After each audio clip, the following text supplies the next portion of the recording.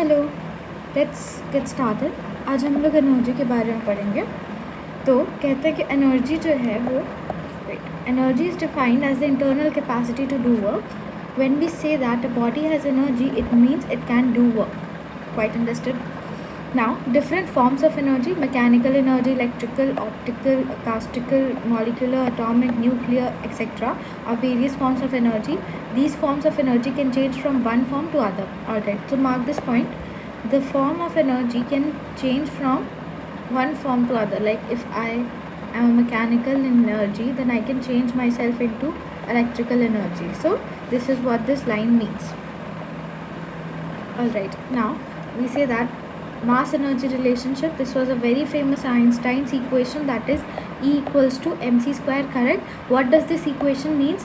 That energy can be interconverted into mass and mass can be interconverted into energy.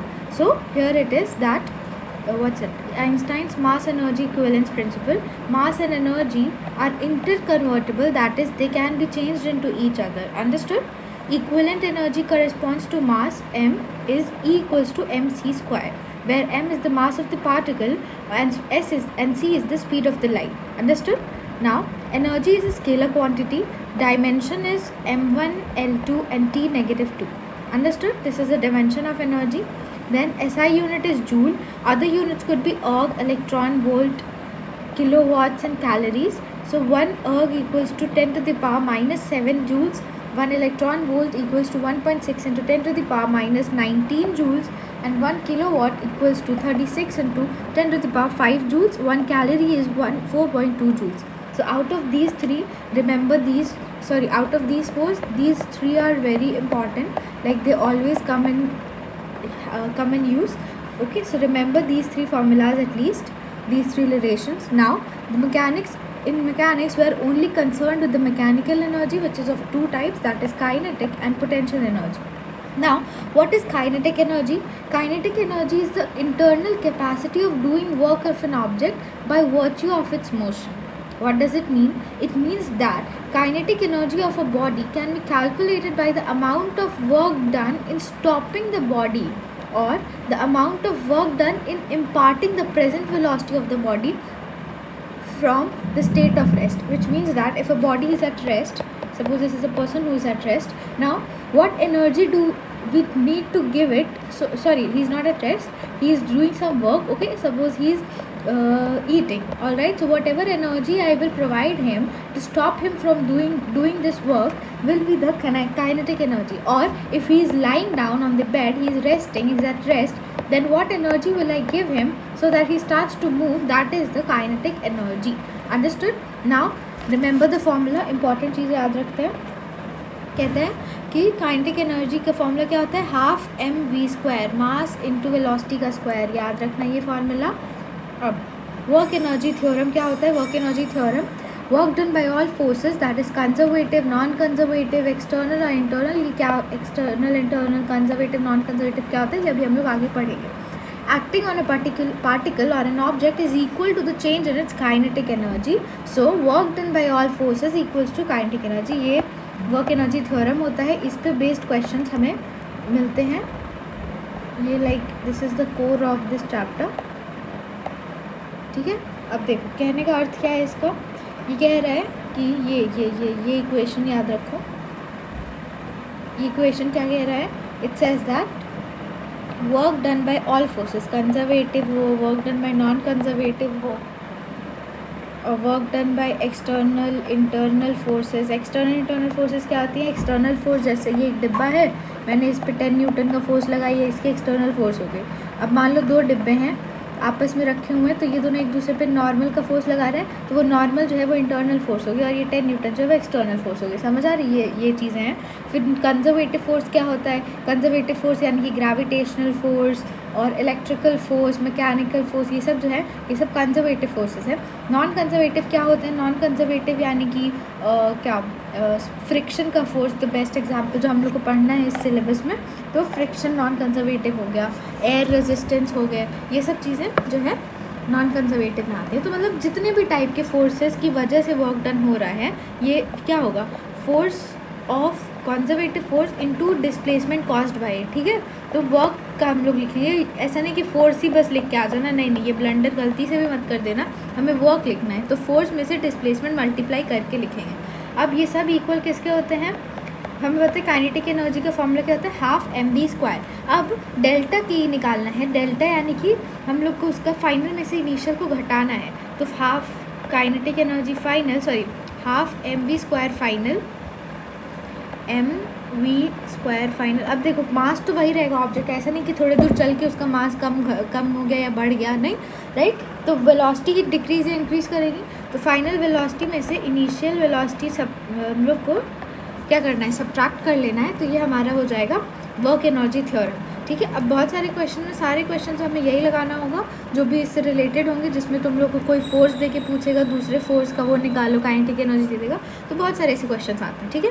अब कहता है ये prove कर रहा है कैसे ये वर्क एनर्जी थ्योरम आएगा।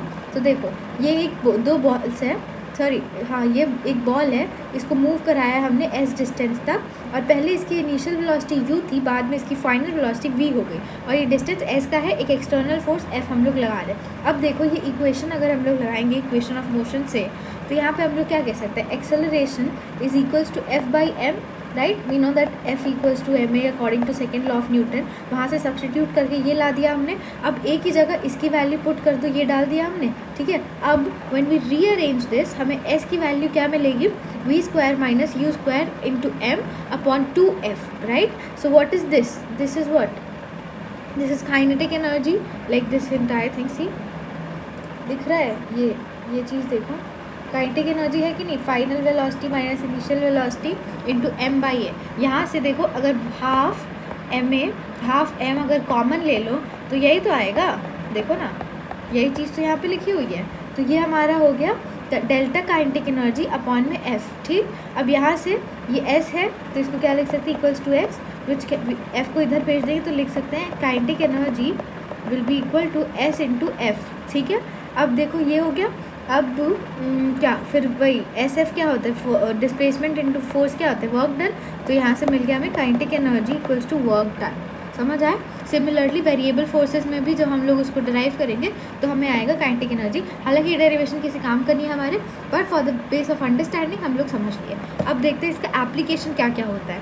तो application of work energy theorem क्या होता है, the work kinetic energy theorem is deduced here from a single body moving relative to an inertial frame. Therefore, it is recommended at present to use it for single body in inertial frame. To use work kinetic energy theorem, follow the following steps. Now, पहला step है कि identify the initial and final positions, position 1 and position 2. Write expressions for kinetic energy, whether known or unknown. Draw a free body diagram at intermediate stages between position 1 and 2. The forces show will help in deciding their work. Calculate the work done by each force and then add the object total work done by all the forces. Use the works obtained in step 2 and kinetic energy obtained in step 1 in the equation this. Alright, तो क्या कह रहा है, पहले step में कहता है हमें, पहले स्टेप में बोल रहा है कि देखो पहले स्टेप में क्या करो, पहले उसकी इनिशियल फाइनल पोजीशन निकाल लो, फिर काइनेटिक एनर्जी लिख दो, मतलब उसका फाइनल वेलोसिटी का निकाल के और इनिशियल वेलोसिटी का निकाल के ये लिख दो, पहले ये लिख दो। फिर क्या करना है, अब उसका फ्री बॉडी डायग्राम बनाओ, तो उसमें पता चल जाएगा कि क्या क्या फोर्सेस एक्ट कर रही हैं। सपोज इसमें NGM ये सब एक्ट कर रहा है, तो फोर्सेस का हमें पता चल जाएगा, ठीक है। तो ये पता चल गया, अब इन दोनों को इक्वेट कर दो, फोर्स पता चल गया, डिस्प्लेसमेंट दिया रहेगा या फिर निकाल लेंगे हम लोग, तो फोर्स इंटू डिस्प्लेसमेंट वर्क हो जाएगा, वर्क निकाल लेंगे, इक्वेट कर देंगे इससे। कोई भी एक चीज़ नहीं दी होगी वो हमें जाननी होगी तो आराम से निकल आएंगे। अब कुछ की पॉइंट्स याद रखो, कह रहे kinetic energy of a body decreases when work is negative and vice versa, ठीक है।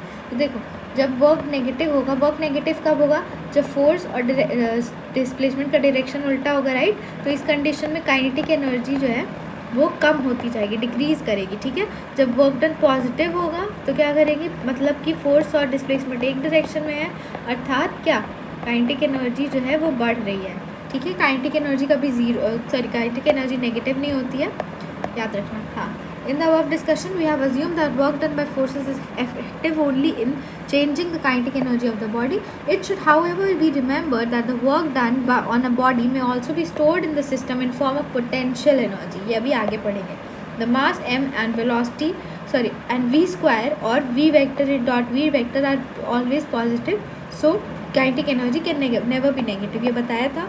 Kinetic energy depends on frame of reference. The expression Ke equals to half mv square holds even when the forces are applied varies in magnitude or direction or in both. ठीक है, तो ये कुछ points थे. अब इसके बाद हम लोग कुछ इलस्ट्रेशंस कर लेंगे. Now let's move to the next topic. The next topic is, I think, potential conservative and non-conservative central forces. अब देखो कंजर्वेटिव फोर्स क्या होता है, जो कि सिर्फ इनिशियल एंड फाइनल पोजीशन पे डिपेंड करता है. It does not depend on the path. Alright, that is the conservative force. And it says it does not depend on the nature of path followed between them. तुम आग पे चल के गए, पानी पे चल के गए, कैसे भी चल के गए, मुझे फर्क नहीं पड़ता है. तुम ए पॉइंट से बी पॉइंट पहुंच गए, this is what matters for me. और ये कौन है, ये है कंजर्वेटिव फोर्स. एग्जाम्पल क्या होते हैं, gravitational, electrostatic, elastic, restoring force due to spring, intermolecular forces, ये सब कंजर्वेटिव होते हैं. जितने भी अच्छे फोर्सेस का हमने नाम सुना है, बड़े बड़े फोर्सेस, वो सब क्या होते हैं, कंजर्वेटिव फोर्सेस होते हैं. ठीक, अब देखो सेंट्रल फोर्सेस क्या होते हैं. सेंट्रल फोर्सेस क्या होते हैं ये हमें जानने की कोई ज़रूरत नहीं है, पर यहाँ पे दिया हुआ है तो देख लेते एक बार. कह रहा है कि फोर्सेस जिसके जो लाइन ऑफ एक्शन होता है ना, वो एक फिक्स्ड पॉइंट से जाता है. जो फिक्स्ड पॉइंट होता है उसको सेंटर कहते हैं, तो वो सेंट्रल फोर्सेस होते हैं. ठीक, अब कह रहा है all forces are inverse, all forces following inverse square law are called central forces. ठीक है, अब जो ये सेंट्रल फोर्सेस होते हैं ये सब कंजर्वेटिव फोर्सेस ही होते हैं. सेंट्रल फोर्सेस जो होते हैं वो सिर्फ फंक्शन होते हैं पोजीशन के. ठीक, देखो सेंट्रल फोर्सेस क्या है, क्यों है, जानने की कोई ज़रूरत नहीं है, सिलेबस में नहीं है. हटा. नॉन कंजर्वेटिव फोर्सेस देखो, the force is said to be non conservative if the work done by the force in a moving body depends on the path between initial and final position. अब इसका अर्थ क्या है कि अगर initial final position पे उसकी मास, उसका वो डिपेंड कर रहा है, उसका क्या बोलते हैं, फोर्स डिपेंड कर रहा है, तो वो क्या हो गया, तो वो नॉन कंजर्वेटिव फोर्स हो गया. समझ आ रही है बात. यस, वो नॉन कंजर्वेटिव फोर्स हो गया. और कंजर्वेटिव क्या था, जो सिर्फ फाइनल इनिशियल पोजीशन पे डिपेंड करता, पाथ पे नहीं कर रहा था. और ये क्या है, ये पाथ पे डिपेंड कर रहा है. मतलब अगर तुम आग से चल गई है तो तुम्हारी कुछ और वो वर्क होगी, तुम पैदल गए तो कुछ और, साइकिल से गए तो कुछ और, इस तरह से. ठीक है, अंडरस्टैंड. अब फिर क्या कह रहे हैं, does not depend on initial final पे ये नहीं करता, ये पाथ पे करता है.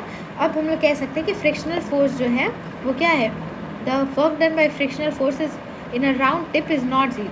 अच्छा, मतलब अगर तुम एक जगह से शुरू किए और कंजर्वेटिव फोर्स दे रहे हो, तो यहाँ पे अगर तुम आ गए तो ये ज़ीरो हो जाएगा फिर फोर्स तुम्हारा. लेकिन अगर तुम फ्रिक्शन चला रहे हो ऐसे, फिर तुम इधर आ गए तो फिर ये ज़ीरो नहीं होगा, ये कहना चाह रहे हैं. अब the velocity dependent forces such as air resistance, viscous force and non conservative forces.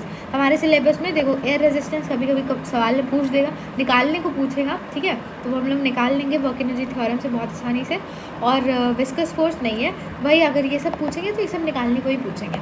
अब कंजर्वेटिव फोर्सेस क्या होते हैं, work that depends upon path, work that does not depend upon that, sorry, conservative जो does not depend on path, non conservative that depend on path. Now work done by round tip is zero, that is gravitational force.